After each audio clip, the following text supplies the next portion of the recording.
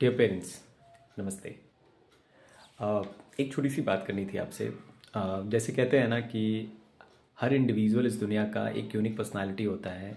Same way I believe and as per my experience I can say कि हर बच्चा ना अपने आप में एक यूनिक पर्सनालिटी होता है। सबकी अपनी कैपेसिटी, अपना इंटरेस्ट और पोटेंशियल होता है, तो वो अपनी ही स्पीड से धीरे धीरे ग्रो करता है।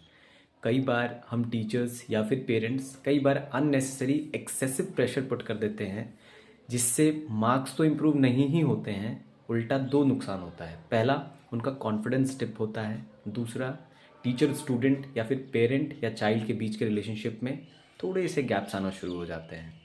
What we can do instead of putting pressure for them, let's sit with them, उनसे बात करते हैं और उन्हीं के थ्रू उनके लिए रूटीन बनाते हैं कि आज इस दिन कौन सा सब्जेक्ट पढ़ोगे आप, कितना टाइम दोगे आप इस सब्जेक्ट को।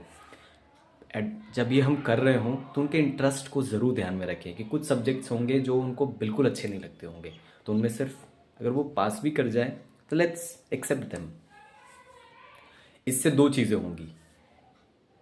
अच्छा, एक और चीज़, साथ साथ उनके साथ ही बैठ करके उनसे पनिशमेंट डिसाइड कर लें कि अगर वो इस रूटीन को तोड़ते हैं तो क्या पनिशमेंट होगा। तो उस टाइम चूंकि उनका भी पार्टिसिपेशन रहेगा उस चीज़ में, तो they won't deny for the punishment part. And third, कि अगर वो प्रॉपर रूटीन फॉलो करे, लेट्स रिवॉर्ड देम थोड़ी बहुत, कभी छोटे मोटे गिफ्ट्स वगैरह, just for that part only कि आपने ये रूटीन प्रॉपरली फॉलो करा है। इससे दो चीज़ें होंगी। पहला, कि वो रूटीन तोड़ने से बचेंगे क्योंकि पनिशमेंट उन्होंने खुद डिसाइड करी थी। दूसरा, रिजल्ट थोड़ा स्लोली आएगा, लेकिन स्लोली स्लोली वो इम्प्रूव होता चला जाएगा। और तीसरा सबसे बड़ा इम्प्रूवमेंट, कि पेरेंट और चाइल्ड या फिर टीचर और चाइल्ड के बीच का जो रिलेशनशिप गैप है वो कभी नहीं आएगा। तो let's join our hands together और ट्राई करते हैं इसको।